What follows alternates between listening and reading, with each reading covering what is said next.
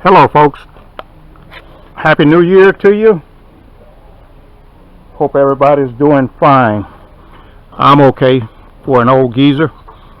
I'm going to do a video today. Nothing in particular, just showing you stuff like I normally do. You know, I kind of figure that there are plenty of people producing videos showing how to style a tree, which a stylist I am not, but I grow pretty good stuff. Air layers, cuttings, fusion grafts, seeds, taking I guess you can say commercial grown stuff and transforming it. So there's plenty of that other stuff, the styling, the whys and the wherefores. So this is my little niche and I'm going to stick to it. Again, I'm not a stylist, but sometimes I amaze me with the stuff I come up with. Like this Japanese green maple right here. That's an air layer, and I've been growing it in this container probably 4 years, maybe 5 years now. But you know, prior to that, of course, I had to get it stabilized from being an air layer, and I think this is coming along pretty good. I call this my vase bonsai because it's kind of upside down, if you will. Larger, wider branches on the bottom. The top narrows out like that. But I'm kind of setting things up to get all of my repotting in order. This I really need to. I wanted to do it last year, but I didn't get around to it. And as a matter of fact, because I didn't repot it, all of this upper branch area did not leaf out this past year. It stayed in bud. I watched it. Nothing significant died back on it, but if I had stimulated the plant, it would have done what it needed to do. But the major thing that it did was stay alive. I'm kind of hitting my backboard there, so nothing goes as planned. That's how it is. As a matter of fact, that's part of why I'm doing this today, because very few things go as planned. I said nothing. Not everything goes wrong, but anyway, we'll start with that. I've got so much work to do because I've wanted to do some root over rock and trident seedling demonstrations, you know, to show you what I do with mine. And between the rain, the cold, the holiday break, and me being who I am, I didn't get around to it. So my workload is backed up, but I'd rather document this anyway. So we'll start right here. The sun is lovely, but it is awesome today in the sense that it is really causing me a problem to be able to video this stuff. You can see I've got that rock underneath the pot. You can see the cutback that I did right here and right there. You see that? That's a piece of plum tree, which I'm pushing that branch out and away from the main trunk.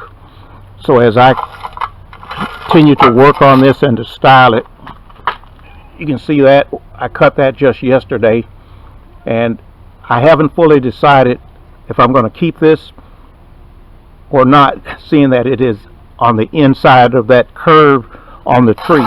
But again, according to the final position that I decide to put this in, I'll either eliminate that or keep it.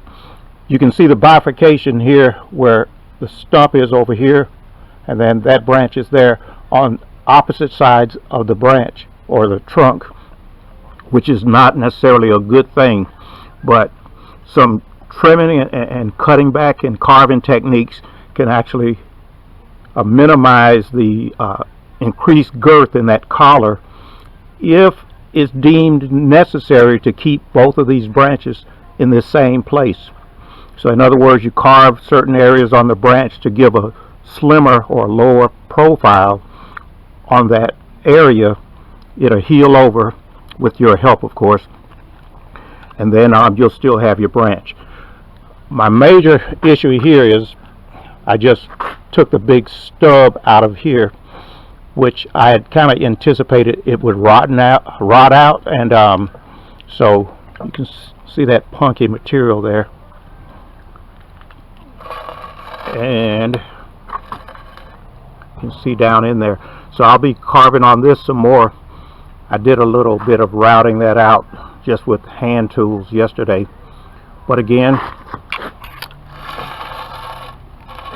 depending on how I visualize this in its final place, well, in its interim final place, then I'll go with that.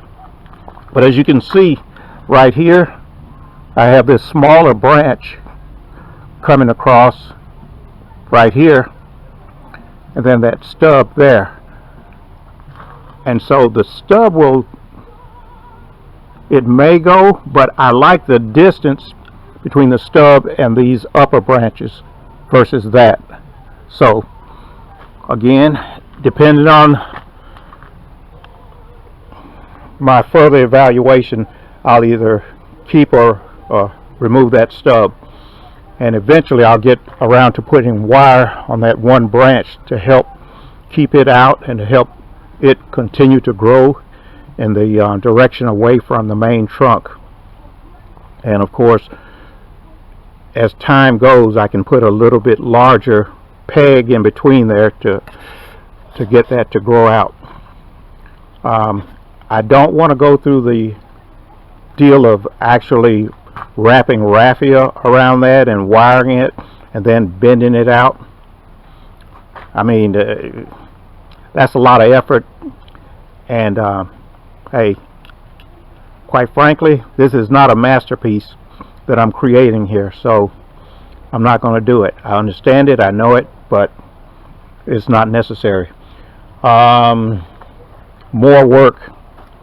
I've done some wiring on this tree right here, and I've supported that with that piece of plum tree, you know, a stake to hold it up while I pull the branch around and back away from that. And I do this to give potential, because some of these trees I actually sell, and if I leave more potential in the tree, the new owner can select out which branches they want or don't want, the length and all of that stuff. But again, when I decide on a tree that I consider mine, then I do what I want to do with it according to my taste. And that elm right there, I've cleaned it up a little bit more. I've released it from its wiring in the bigger sense of that, and I've rewired some of the smaller branches. But this long armature here, most of that wire I have off. I put a little bend in that and turn that end up so I can get more energy in it. I took the wiring off of this upper trunk, and this I've left wired. It's not girding. This was really tight and girding pretty significantly, because there's a lot of pressure on that to pull that branch back and over to the rock side of that movement. And you can see here the stump and then the rock right there. So I will take the wire that I have here in the upper branches and pull that back a little more as I gradually work on the tree. And I did a little work on this Sarissa root over rock, put a little wire on it, and just reshaped it a little bit. If you've seen this in my other video, this Chinese elm, I've cut the long armature back significantly, and this top, I've rewired it. I have this leaning way over, and I brought it up to mainly kind of to proportion the top with the armature coming out this way. And again, as I look at this, not being a stylist, there's, I guess you can call it reverse taper. It's a little bit larger here. Why? Because of this big growth spurt that this trunk had, or this branch had over time, and it created a little more of a bulge here. It's wider going away from the camera, going that way, than it is across this way in the front view here. So eventually I'll either set this on a nice rock to offset that appearance, or I will do something else to simulate a larger girth in this trunk, which means I could fuse on another tree in the area that I feel that I need to, on the front, the back, or whatever, and eventually they will fuse into to one to give this a larger appearance at the base. So also this trident needs to be cleaned up, and if I don't get around to the front to show you some other things, this is what I wanted to really show you. When your trees, be it trident or elm, begin to scale, when the bark begin to peel off, now is the time to go in and help that remove. Whatever comes off easily, go ahead and remove it like that. Okay? Why? Because there are pests that will crawl underneath and begin eating the camber or the cambium. I don't think it's going to eat the tires on your car or the position of the tires. That's camber. No, camber is not amber's cousin. See, like right here, you can see that bark, how scaly it looks. Just peel it away. See the little white spots right there? Let's see if we can. This camera does not focus well as it should, but anyway, if you can see the little white spots, those are mites in there. Okay, and they run around along the underneath of that bark, and they make their meal on the cambium. And so you want to take off as much of that as you can without digging into the tree. Just let it peel off with a easy little flick of your tool, be it a knife, a box cutter, razor blade, whatever. Just something to break the bark off. See that? Just like that. And treat it with fungicide. A broad spectrum is good. And treat it with pesticide, and then you'll be good with that. But now is the time to do that sort of thing. I've got my tools staged over here. My roto zip and extra bits. I've got extra cutting edge on my Dremel. I've got some of my working material. There's some more of my tools and such. In this container I've got a broad spectrum fungicide in liquid form, or diluted, so that I can dip my cutters in, especially when I'm going from species to species. But it's always a good thing to clean your tools periodically, and this liquid or diluted fungicide won't hurt any of these plants that I'll be working on. And that's easier than at this point, because I'm working and I need to get going. It's easier that way, just to dip it periodically, rather than you know, doing the fire or doing the mechanical cleaning, alcohol, fungicide, something to rub off of the gunk.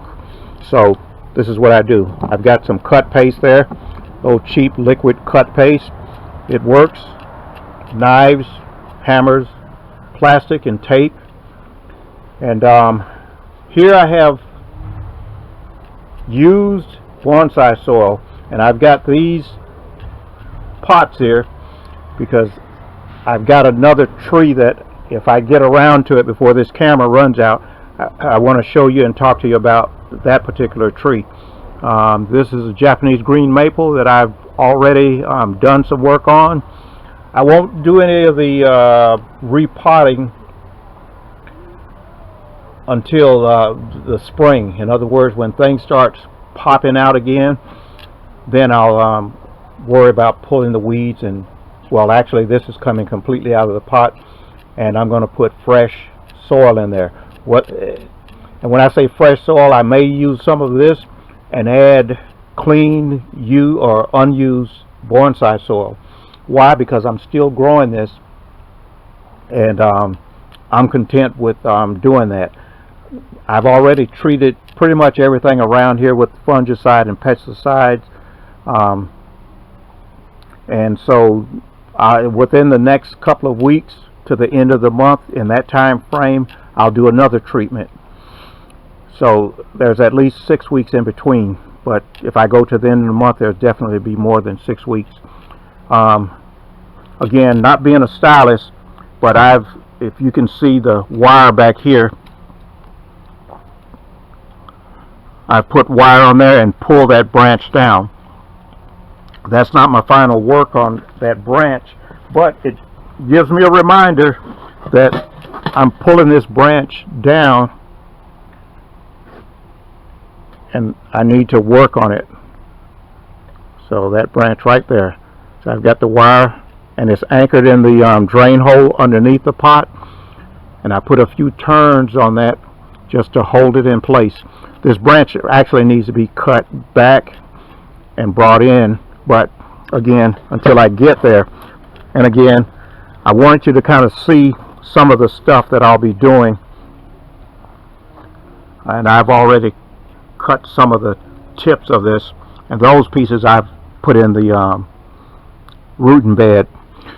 I've got stuff like this rooted cutting that I'll be trimming this and cleaning that area out to give this a shape. I've already put wire on this, and as you can see, it's kind of leaning with that long arm going that way, and then the upper arm. So that's kind of the shape that it's going to take, and I'll just let it grow.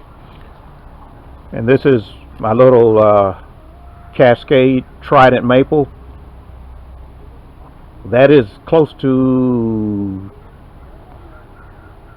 I'd say 9 to 11 years old right now. Okay, and started it from a seed, and it's been growing like this in this pot probably the second year of it sprouting. More work to be done. I was going to put this rooted cutting on a rock. I was going to assess the roots on this one to see about putting it on a rock also. That elm right there is due some wiring and placing on the rock that's right behind it. I know I very rarely hear anybody speak about money and price and cost, but I set this up online for sale, $100, okay, for that. And that's a root that I struck and got it to grow some years ago, and then that's a rock which I went and found way over in Jacksonville, and so that's a half a day, 3/4 of a day ride one way for me. So and what's money? Money's a tool. And when I look around here at some of the plants I've got, as far as the number of plants, I could not afford these plants unless I sold some of them to pay for the water, the fertilizer, the wiring, the cut paste, the tools, and so forth. So hey, it's just a part of it. But now I'll put this on this rock, and I'll grow it for however long it takes to satisfy me that it looks nice, and that means I'll get more back budding and more branching in here. This will thicken up, more branching, back bud, and so forth, then I'll put it up for sale again. But I'll guarantee you it'll be a whole lot more than $100.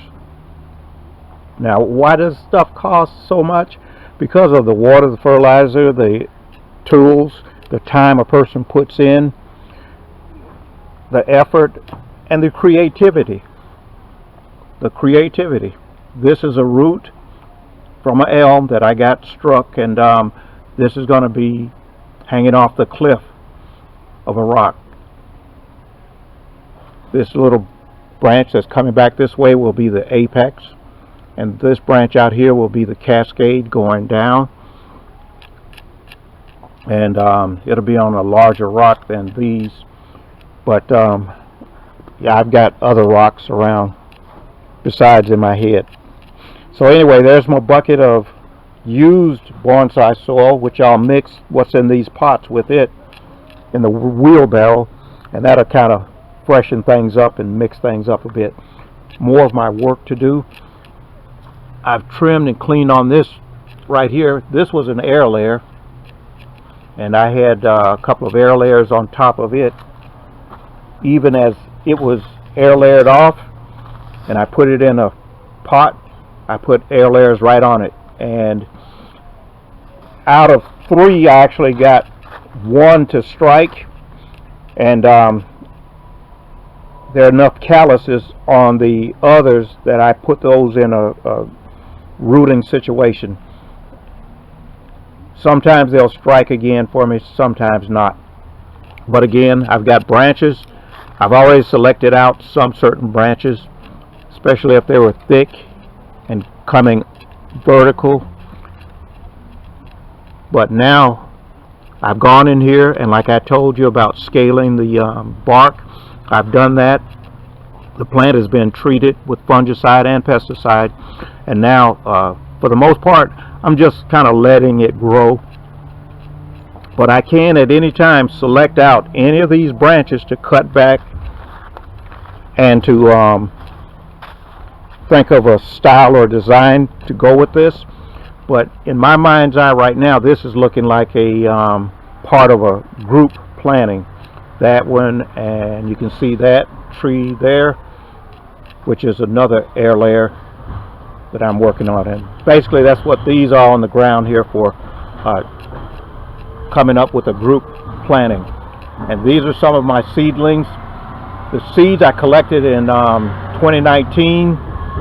They germinated early 2020, and so now they're ready for me to do some things with.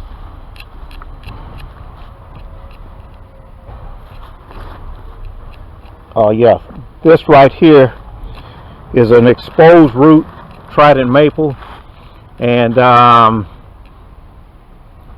it had some kind of blight or issue with it, and I'm thinking it's mainly from the wire that I used. And so I came in here and scaled this also, and I cut out some of the rough areas, and I've got some wire on there. So I'm watching it to let it regrow, and I'll see how it's going to do. Also, if I get around to it today, but pretty soon, I'll bring my Dremel in here and clean this area up with the Dremel to get a nice taper to give the cambium a chance to fully grow over. As I cleaned this up the other day, I just used the diagonal cutters and these shears right here to do the growth work, and that works. And so now I need to fully assess where the cambium is, make sure the area is clean so that it will roll over. And again, this I'll make sure that I do good hygienes on it, because there's some rough barks where the wire actually girded in, and the bark or the bark layer started flaking over, and again, fungus and pests love that sort of situation. We're in the winter now, and it's been a rainy winter so far, and so with that, the fungus and the pests need to harbor themselves in some place. So this is what they do. And this is a little rock planting of elms. This, I take cuttings, and that's just an old piece of concrete slab that I found around here. I'll stick that on there for a few years, let these grow. I'll push and prod and pull, and you can see I got a big old bin of soil there. Soil washes off, I throw it back on there, and then I go like that. And if I sell it, I'll put it on a piece of cardboard, and the root mat will be tight enough at that time that it'll hang together, and boom, there you go. Right now, 75 bucks. That right there is 3/4 of an inch. That's a 1/2 inch and 1/2 inch. 3/8 right there. 3/8. 1, 2, 3, 4, 5, 6, 7 plants. So 7 plants at $10 a piece. That's 70 bucks. So 75, 70. Did I really make anything? Depends on what you call earning something. I get my pleasure out of creating this stuff and working with it and doing it in what we would term unconventional ways. You know, when I watch other people do their pretty nice bonsai setup, they're gridding out the slab and they drill holes in there and put in a mesh grill and they put in the wire grill, and all that's great. But if you're looking to create something that's going to take you 15, 20, 30 years to turn into a masterpiece, you need to have the stability and the full understanding of what you're doing. I'm doing this for the pleasure. I'm in my backyard. I don't have to go anywhere, and I'm good for the time being. And again, like I said, if I were to create something like this, 200, 300, 400 bucks, would I even be able to afford it? I want to share stuff where people can afford some of this stuff and enjoy it, and then they could build it up to what they want it to be. So there's a row of pomegranate trees right here. Most of these I grew right here, just like this. You see these sticks in the ground? Now most of these are trident maple cuttings that I just stuck in, but there's a pomegranate right there. You can see the leaves on this plant. That's a pomegranate. Where that pomegranate tree is, I had this large one here in the ground there, and as I dig the trees up, I cut pieces off, stick it back in the ground, and here I have another pomegranate growing from just a cutting. Okay, and right now that is about 3 years old. So, and there are others in here also. Hey, these are my mama's elm tree. Yep. So the idea there is to give them to some of my siblings so that they can have a memento or souvenir of mom. She's still kicking, and I think sometimes she wants to kick me because I always try to leave with some of her plants. And this is a root over rock that I'm working on, and I came in and cut the top out of it a few days ago, and you can see it's bleeding pretty good. Here is a little group of trident maples, and I've got them kind of leaning and going kind of whichever way, and eventually, oh, and this is Sarissa right here, and I'll cut that back eventually, but at some point I'll pull this out. They'll be over on one side, and then I'll put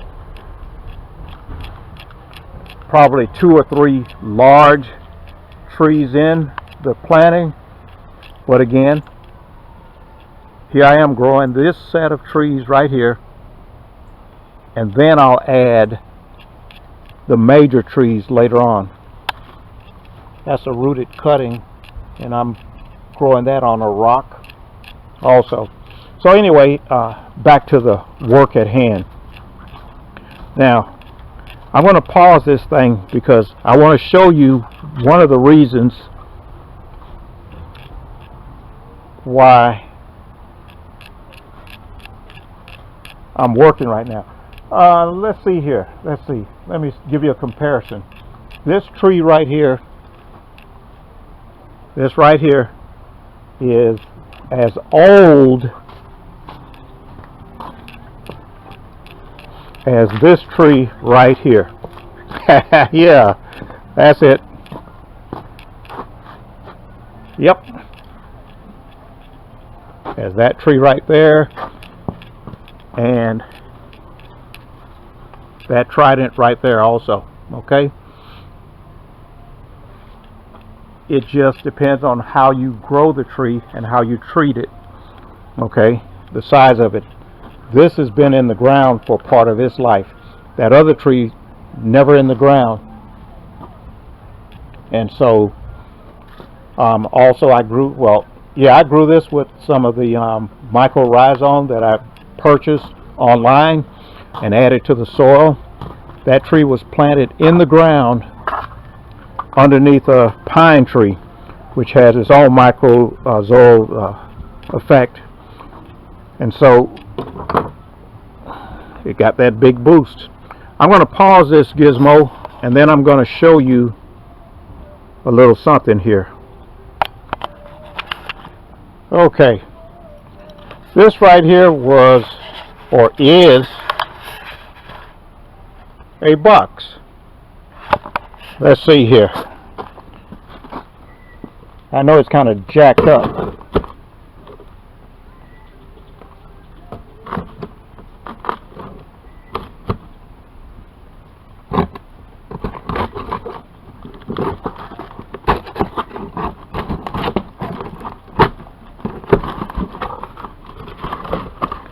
So, let me show you what I got here. 9.3, 10, 16, 20.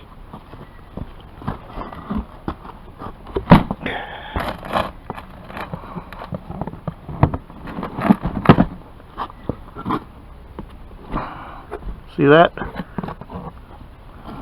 That's an anchor, a tie.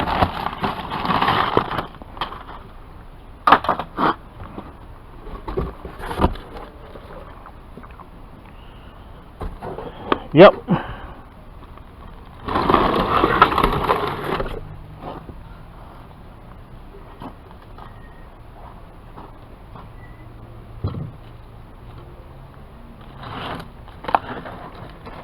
And this is why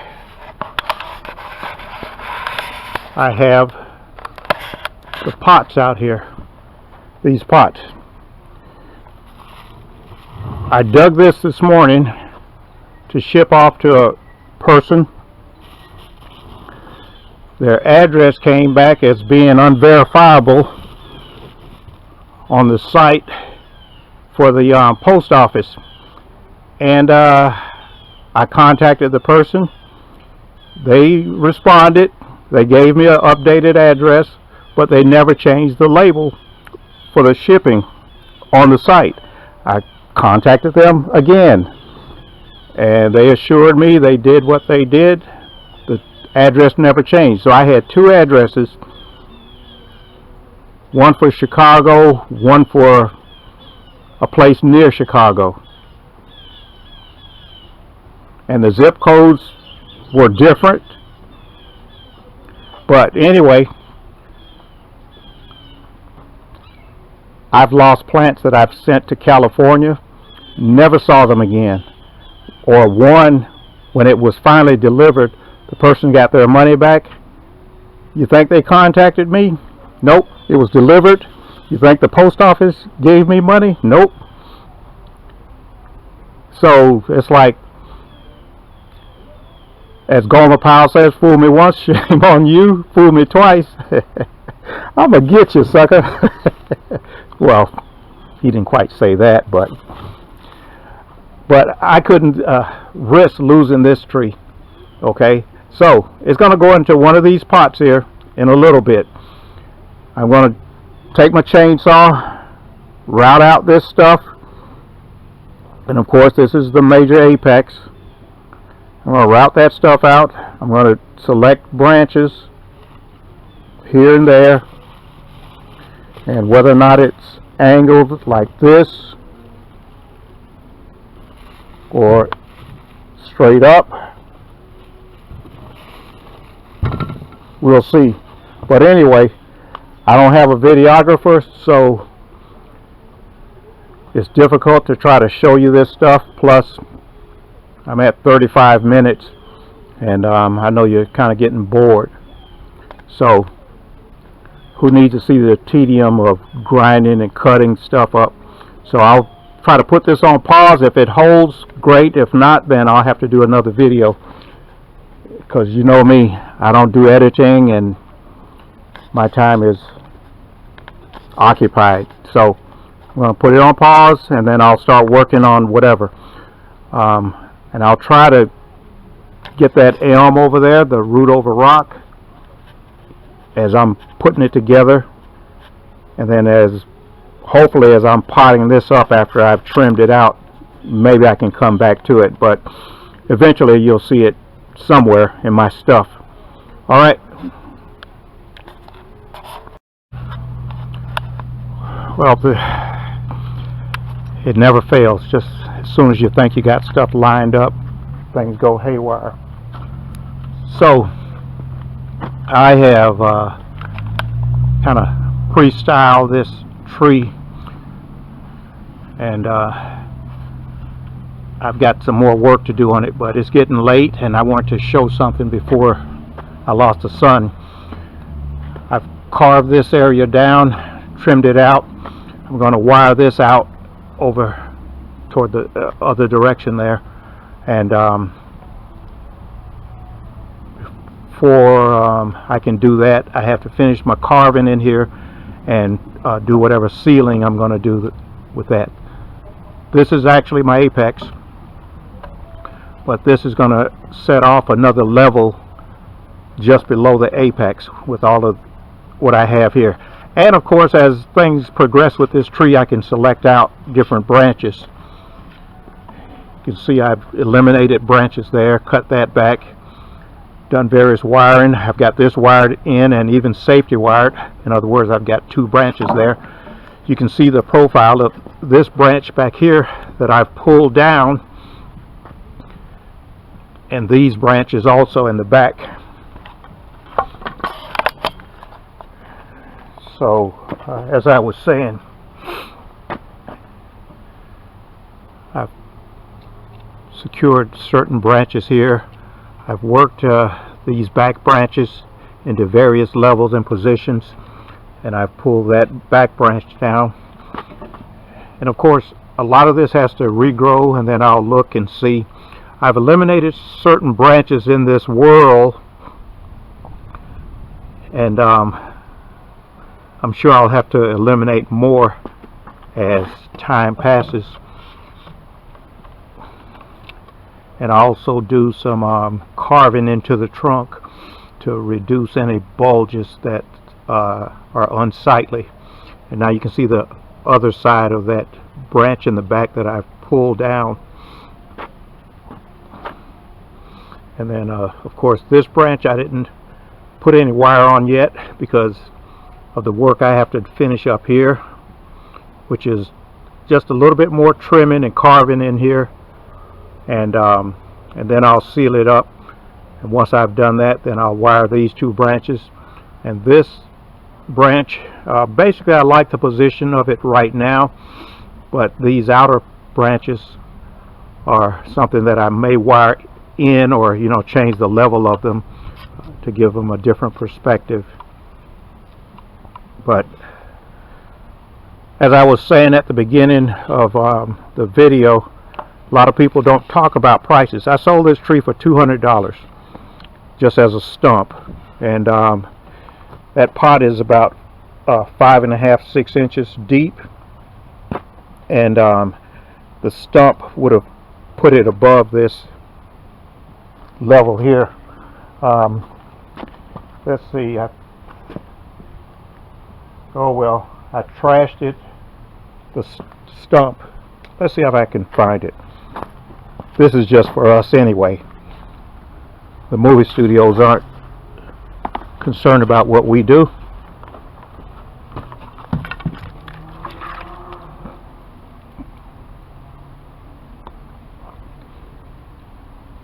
So that's about 10 inches there.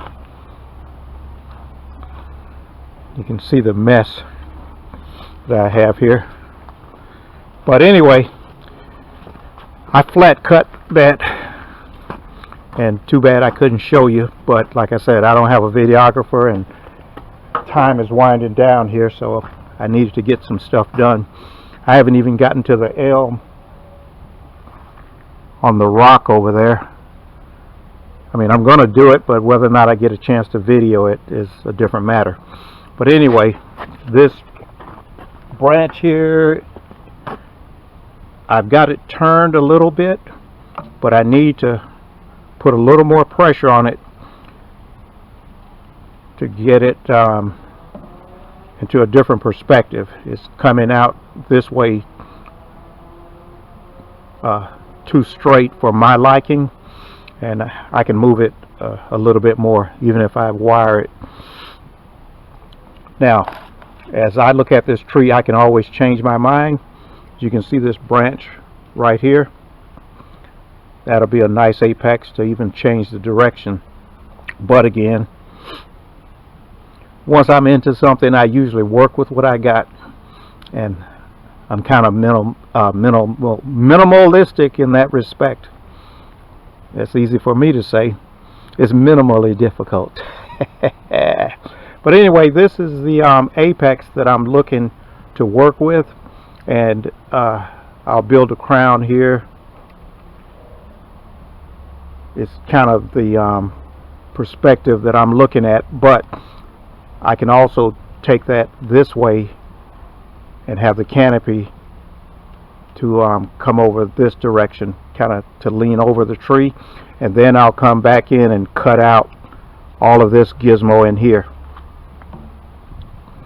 So that's an option. I've still got that to work with, and who knows, I may even do that right now. But as you can see, I've worked on this group of branches here, eliminating some of the branches out of the whirl, and it's looking pretty good for what it is right now, which is a stump that I dug up this morning at 36 degrees Fahrenheit at 6:45 this morning. Packed it up to ship it, and like I said, I had issues with the shipping address. The person wouldn't correct it. I didn't have time to mess around with it anymore. I gave them until almost 11 o'clock my time, so I dealt with it for a good 4.5 hours. That's it. Like I said, I've lost trees even as lovely as this one, trees that I even worked on and desired a lot more, but hey, things happen. I can understand that, but not this time. So anyway, that's the work that I have on that right now, and we'll see whatever else we can get done before it gets too cold out here.